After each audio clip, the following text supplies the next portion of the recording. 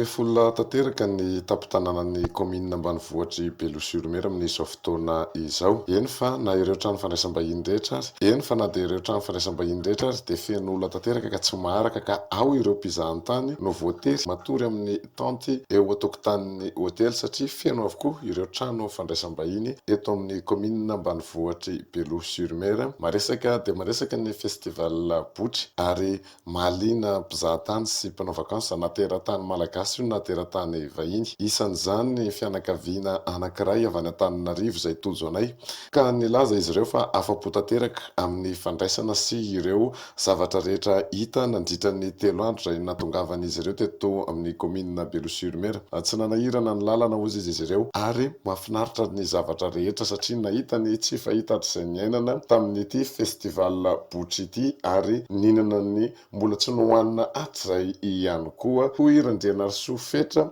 izay ray mpianakaviana mitondra fianakaviana miala sasatra aty amin'ny commune ambanivohitry Beloha-sur-Mer ao anatin'izao festival botry Soafaitsy izao. Samban'izay nandeha taty Beloha-sur-Mer voalohany teo amin'ny fiainanay nandeha taty zany tena hafa paradisiaka, ny olona ny accueil tsara be, ny hôtely petrahana mahafinaritra, ny toerana zao hitanareo zao na ny ankizy ary afa-po daholo amin'ilay izy. Nahita an'ity en fait hitanay zany ny publication ny Beloha Beach zay eo mipetraka dia niteny izy hoe misy festival ohatra izao dia tonga eto zay dia nijery an'ilay izy. 3 andro androany zay niteto zao.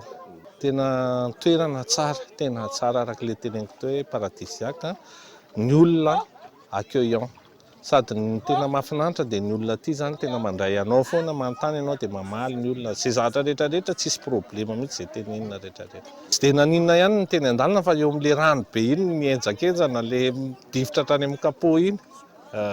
Ity ny tena nahaliana anay ty course lakana ity dia raha pisy moa mbola misy ilay course botry anona ny zanakay moa mbola tsy nitany izany hoe botry izany fa zao izy nahita zay naka sary tany, nafinaritra be ilay izy.